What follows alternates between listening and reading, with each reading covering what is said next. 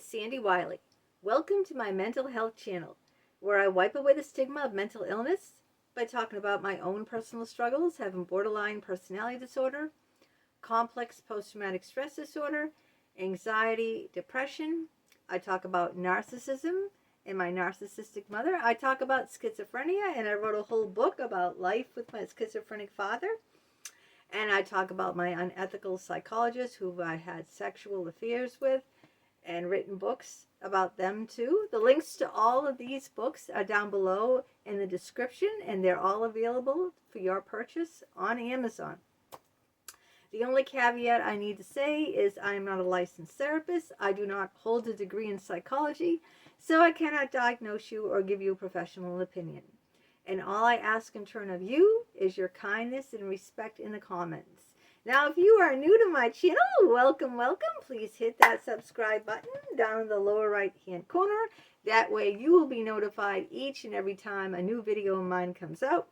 If you like it, give it a thumbs up. Please feel free to share my videos on your social media platforms with your friends and your family. You don't have to ask my permission. Just go ahead. If you'd like to support my channel, then I'd love for you to buy me a cup of coffee, and a link to that is below in the description as well. I'm always interested in what everyone has to say, and I will respond back to everyone's comments.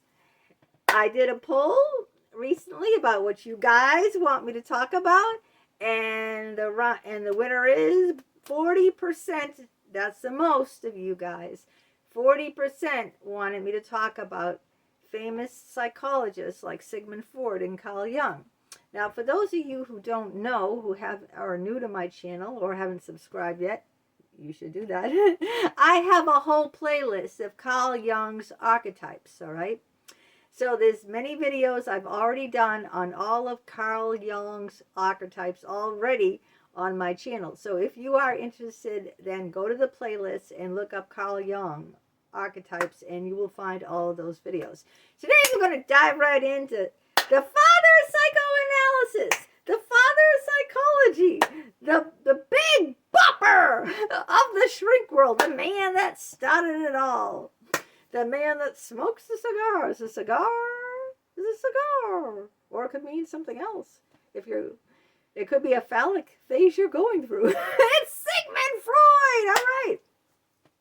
Sigmund Freud's theory of psychoanalysis is a theory of human behavior and of mental illness that suggests the unconscious thoughts, memories, and urges influence our human behavior. So, our past, how we were raised, what we grew up in, is all stored up here, and that's what we spill out. It's all unconscious. We're not aware of doing this. Freud's theory is based on the idea that the mind is responsible for both conscious and unconscious decisions. And of course, if you took Psychology 101, I think that's the only psychology course I took in Mass Bay Community College was Psychology 101. Then you're going to learn about the id, the ego, and the superego. The id is a part of the mind which operates on the pleasure principle and is mostly unconscious. What gives you pleasure? What is enjoyable, right? The ego is a part of the mind that operates on the reality principle and is mostly conscious. Like, what's realistic? What can I actually do? And that you're aware of, you know. Can I really do this? The superego is a part of the mind that operates on the morality principle and can be both conscious and unconscious, you know. Oh, you know, I'd really like to steal that candy bar, but, you know, it's not right to steal. Or I'd really like to, you know, slap her face because she just insulted my best friend, but I think I'll hold back because I don't believe in violence. Okay, so you get all that stuff already. Then he had these stages of personality development. The anal stage, that's toilet training stage for a toddler. And the phallic stage, which he's noted for. People will say that he said woman had penis envy. Can you believe that? But people have said that to me. You know what Freud said, penis envy. The phallic stage, sexual desire, especially towards the opposite gender parent. That's the Oedipus complex. The Oedipus complex is when a little boy becomes attracted to his mother and wants her attention and wants to push daddy far away because he wants all of mommy's attention. And the little girl does the same with her daddy. The latent phase, sexual desires are repressed and the energy is focusing on developing skills, like in middle childhood when you're developing your reading, your writing, your arithmetic, right? You're not focusing so much on your sexual urges until you get to puberty. The genital state phase, where sexual satisfaction returns to focus outside of the family. So you're no longer in that Oedipus complex where a boy is looking to mommy and a girl's looking to daddy. Now you're starting to take, your first sexual experiences, though, what you base men and women off of, are your parents. Your parents mold and shape you. Whether we like to believe that or not, our parents are responsible for our personalities. Our childhood, it is ingrained, in us. I mean, look at how, if you look at these serial killers, okay, because I've read some of their biographies. I read some of the biographies of their children who wrote about their serial killer parents, and and in their biography, they talk about how their parent was raised and tortured themselves, and that's how, you're a product of your upbringing. Have you ever heard that? It doesn't mean that, you can't break free from that. It's not like, that's, going to be a prison for you for the rest of your life. But I wanted to get into psychoanalysis. Now, I'm not going to make this like a Psychology 101 course here because, you don't need me for that, right? You can look up shit on the internet, right, yourself. You can take a psychology course yourself. I already told you I'm not a therapist. I'm not a teacher. I'm not a professor. I'm just going to relate to you when I did psychoanalysis. And Freud is well known for psychoanalysis. Okay, what is psychoanalysis? Well, the classic psychoanalysis met usually every day for several hours, for several years. It was like a long-term thing. It wasn't like I have a problem and I go to therapy for a few months or maybe a year, and I feel good enough that I worked out this problem with my therapist, and then no. Psychoanalysis is diving very, very deep into your unconscious, all right? It's tapping into things that you've repressed. And I've repressed a big chunk of my childhood because I dissociated it. That means I was physically removed from the trauma because that's the only way I could cope as a little girl. I couldn't cope with what was really going on. If you had horrific abuse to you, and the only way you could function or survive through that, that as a very little person who couldn't understand her world or her environment, was just to dissociate, have an out-of-body experience where, you're not really present. Your conscious is somewhere else outside of your body. Unless you've experienced trauma, I don't think me just saying this to you is really going to sink in, unless you've experienced that kind of deep trauma where you just couldn't, some people handle problems by not handling problems. Maybe you understand it better that way. Some people, the way they handle a problem is not by dealing with it and not acknowledging it. Just not, see if you come home and you see your mother pass out on the couch drunk, and she's, the house is a mess. There's, dog poop all over because she didn't take the dog out for a walk because she drank all afternoon and passed out drunk. You would just, mechanically clean up the dog poop, wash all the dishes, say, to your other sibling, Mom is sleeping now, I'll take the dog for a walk. You would just mechanically go through all this and do what needed to be done and become the mother yourself of the house and put your full-grown mother to bed.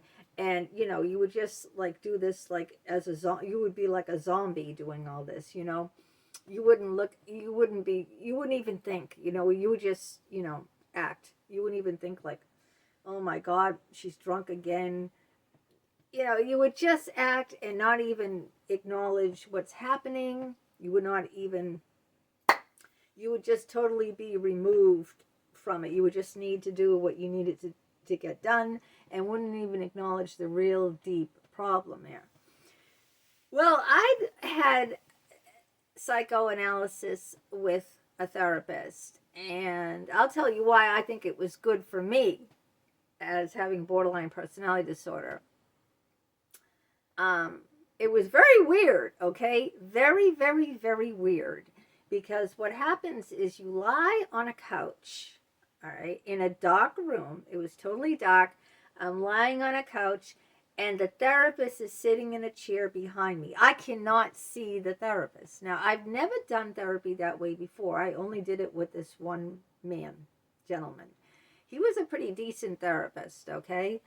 I got it very, very cheap because he was going to school in the Boston School of Psychoanalysis. It was in Brookline. And he was working on his master's degree at the time. And he needed experience, you know, he needed to clock in hours, you know, like if you go to Northeastern, it's a co-op college where you work part-time to gain experience. And you go to school part-time. Well, this was a Boston School of Psychoanalysis, had these therapists who were training, getting their degrees, and needed to train and clock in hours. And so they would charge you very, very next to nothing. I mean, I only paid him $20 a session, and just so he could get experience doing that. And he was pretty decent. He was not unethical. Let's put it that way. He was not unethical. He was a black male, older male. His name was Ben Day. He was a former high school teacher. He had graduated from Harvard, and he wanted to leave teaching and get into psychology. I think he has his doctorate by now. I don't know. Anyway, he went and he took a job in New York. This is how the therapy ended with me and him. He took a job in New York as a head of some clinic or something like that. It was a high prestige job, and that's why he had to end the therapy with his patients in Boston, because he was going to New York. So, first of all, it was so weird laying on a couch. I'm used to sitting down, you know. I'm used to looking at people when I talk to them. This man would not let me look at him. He made me lie down on the couch, just like, you know, the Freudian couches, just like that. Go, you know, Google it. I was laying down. I could not see this man, you know. He was behind me, so I couldn't see any reaction he had. And that drove me crazy. I'm a control freak, okay? And also, I'm a very analytical person. I like to, you know, I pay attention to people's body language. And I couldn't see his body language, and his tone of voice was even. You know, he was very even. He didn't like get excited or angry, or his tone was even the whole time. And he didn't say much. He might ask a question here and there, but he mostly let me talk. And sometimes he would phrase things, like rephrase things that I said so they'd sink in a little bit more or penetrate me a little bit more. But it was just the most unusual experience doing analysis. That's what it was. That was the whole school, the Boston School of Psychoanalysis. It was in Brookline, and it was, you know, teaching these adults. He was an adult. He was an older male. He was switching careers. I think he was like in his 60s. He was switching careers. It's never too late, people, okay? This man was a teacher, all right? He was a man that wanted to become a psychologist, a psychoanalyst, to put it that way, not just any psychologist. And that's why, you know, he clocked his time with me and other people, you know, and I got analysis for dirt cheap. You know how expensive analysis is? It's extremely expensive, extremely. So, and I think he liked me too. That helped. So I lay back and I free associate. Free associate means that You say whatever comes into your mind. It's not like you have a plan. Like, I'm going to come into therapy today and I'm going to talk about the fight I had with my husband. Or I'm going to come into therapy and I'm going to try to work on my overeating or my overspending, or, you know, it's not like that. This is going very deep into the psyche, all right? This is going back into all your past traumas. This is very heady, very deep stuff that isn't for everyone, okay? But I think it's wonderful, and how it helps me, all right, and why I recommend it to you who want to go into therapy, because this way here, you don't get wrapped up in your therapist. I'm the type of patient that got very enmeshed. Read Love Bomb by a Harvard psychologist. Read about emails from an unethical psychologist, or Love Outside the Boundaries, about my enmeshment, my sexual involvement with these therapists. When I can't see the person and they have an even tone, and I don't know anything about this person, okay?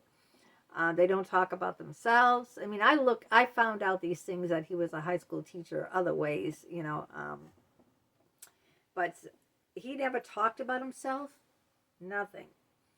I couldn't see him, and I just had to focus, you know, I had to really go deep inside myself, and it's just,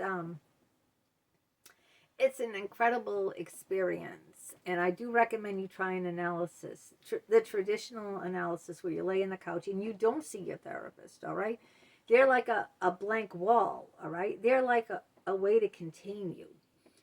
And then you can go deep and you can bring up anything that comes into your mind, you know? You can talk about your dreams. I think that's a great idea, you know, that dreams are our unconscious trying to tell us something. I really believe very strongly in dreams too. And I think there's hidden meaning behind our dreams. I think that we should analyze our dreams. I think that we should, when we wake up, we should write down what we dreamt about, so later on we can recall it and analyze it with the therapist. But I think it also, you know, helps when the therapist is a blank slate, doesn't say anything, lets you do the talking, and you can't even see them.